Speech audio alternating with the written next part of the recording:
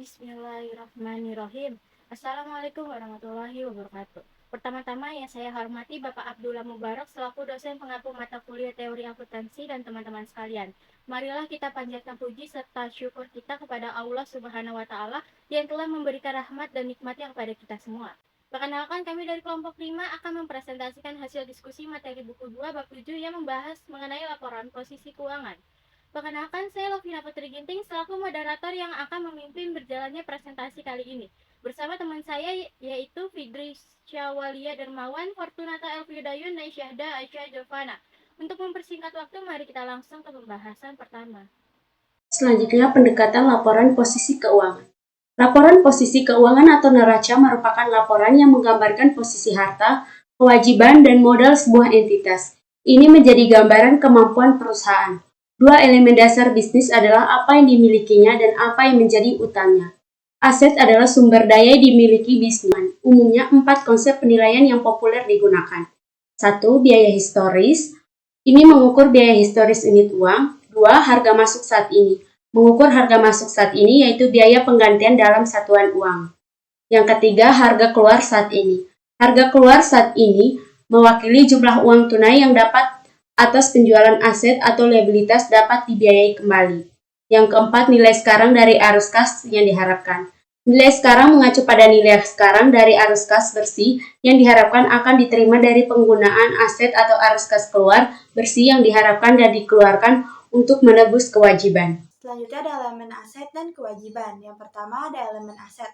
Akuntansi keuangan memiliki elemen dasar seperti aset, kewajiban, ekuitas pemilik, pendapatan, biaya dan laba bersih atau rugi bersih yang terkait dengan sumber daya ekonomi, kewajiban ekonomi, sisa ekuitas dan perubahannya.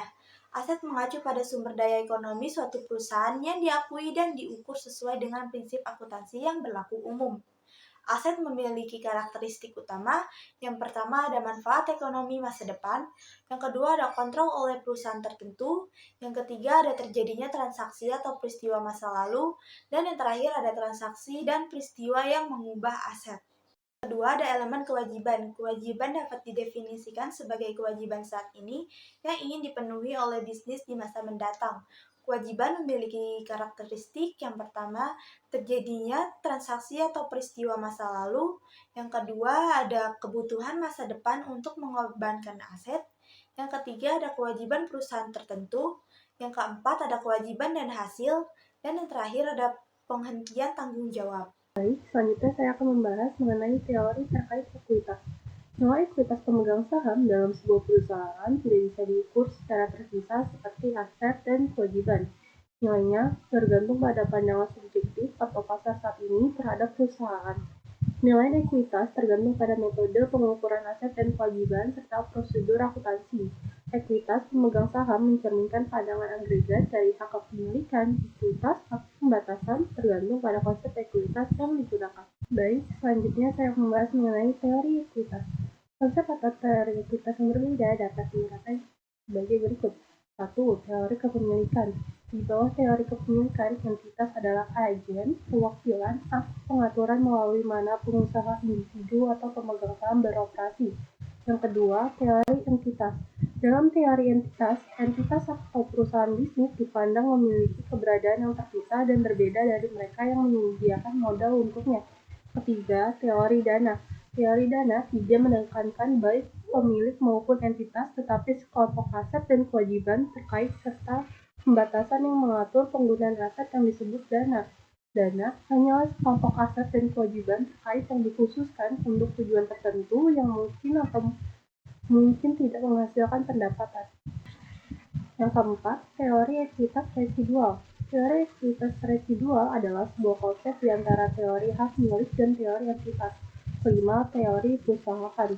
Teori perusahaan memandang perusahaan sebagai lembaga sosial di mana keputusan dibuat yang memengaruhi sejumlah pihak yang berkepentingan pemegang saham, karyawan, kreditur, pelanggan, berbagai lembaga pemerintah, dan masyarakat. Yang keenam, teori komandan. Menurut teori komandan, kita harus mengarahkan perhatian kita pada fungsi kontrol yang hanya dapat dilakukan oleh orang.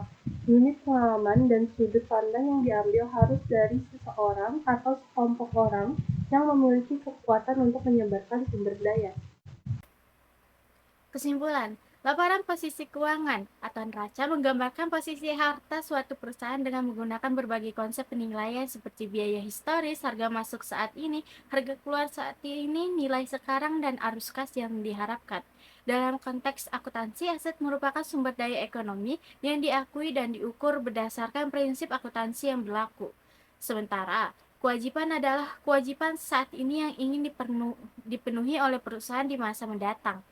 Penilaian ekuitas dalam akuntansi dipengaruhi oleh cara aset dan kewajiban diukur serta prosedur akuntansi yang diterapkan.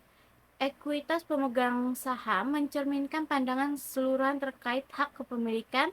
Ekuitas atau pembatasan yang berbeda tergantung pada konsep ekuitas yang digunakan. Terima kasih kepada teman-teman saya yang sudah memaparkan materi mengenai laporan posisi keuangan. Harapannya apa yang disampaikan sebelumnya dapat bermanfaat untuk kedepannya. Kurang lebihnya mohon maaf. Wassalamualaikum warahmatullahi wabarakatuh.